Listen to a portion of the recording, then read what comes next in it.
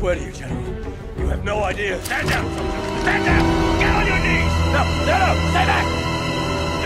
Don't do it, soldier! Get away from me! What? No!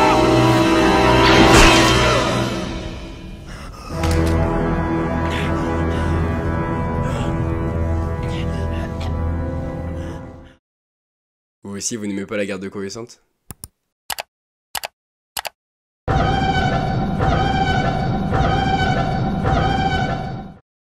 Alors salut à tous, aujourd'hui on se retrouve pour une vidéo sur le set numéro 75-354, sorti le 1er septembre 2023, au prix de 150 €. Alors ce set il a fait beaucoup parler, car il nous présente un grand nombre de figurines et de bonne qualité. Pour la petite histoire, la canonnière LAAT-TIO/BA, c'est important, est un véhicule de l'armée de la République. Il joue un rôle majeur dans la bataille de Geonosis, qui veut le début et le déclenchement de la guerre des clones. Bon, comme elle évolue à basse altitude, elle est donc en relative sécurité par rapport aux chasseurs ennemis. La canonnière est chargée de déposer ses troupes au plus fort de la bataille. D'ailleurs, elle sort des usines de l'ingénierie lourde de Rotana pour ceux qui s'y intéressent. En Lego, nous avons eu un total de 4 exemplaires de la canonnière LAAT en format playset, c'est-à-dire à l'échelle des figurines. On a eu également d'autres exemplaires en format UCS ou microscale. Je crois qu'on n'en a pas encore eu en microfighter. Alors vous allez me dire, qu'est-ce qu'elle vaut cette boîte? Alors pour y répondre facilement, il suffit de vous présenter le dernier exemplaire en date, la canonnière de la République, sortie en 2013.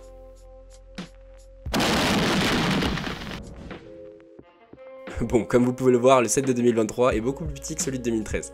Bon, plus gros ne veut pas dire meilleur, mais pour ce set, il faut avouer que la précision du set de 2013, ainsi que son lot de figurines quasi parfait, est dure à égaler. Alors oublions le passé et prenons le set comme il est. Ce set comprend 5 figurines, dont 3 exclusives. Une figurine de Padmé Amidala, qui reprend l'esthétique de la figurine qui était sortie avec le Malveillant à l'époque.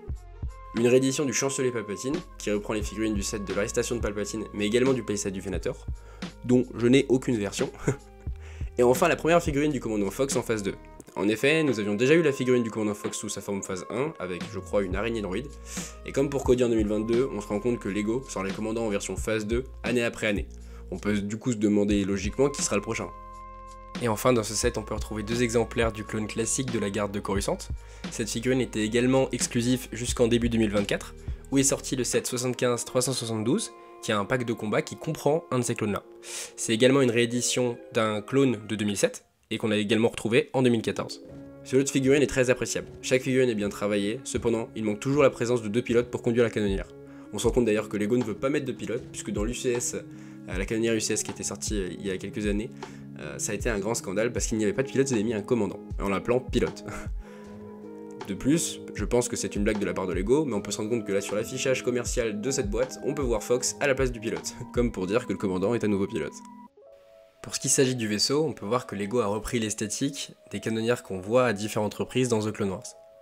La canonnière est dans ce cas très réaliste, et il ne reste plus que le souci de taille. En effet, une taille intermédiaire entre la canonnière de 2013 et celle de 2023 aurait été appréciable. Au niveau de la jouabilité, la canonnière dispose d'une trappe à l'arrière, un signe à panneau latéral sur les côtés, permettant de faire embarquer des troupes. On verrait qu'il n'y a pas beaucoup de place pour les troupes. Il y a également 2 plus petits panneaux latéraux permettant de stocker du matériel, évidemment pas présent dans le set. Vous disposez de 2 cockpits, pour les 2 pilotes également non fournis, ou les 2 clones Shock Troopers. Vous retrouverez enfin 2 canons Stud Shooter sur les ailes. Si je devais résumer, je dirais que c'est un très bon playset. Cependant, je trouve que le prix est un peu trop élevé par rapport au nombre de pièces présentes dans le set. Bon, pour la prochaine canonnière, j'espère qu'ils réduiront pas encore un peu la taille, parce que sinon on va se retrouver sur une nouvelle version Microfighter. Bon, j'espère que cette vidéo vous aura plu, que le nouveau design vous plaît, et on se dit à la prochaine. Salut les clones.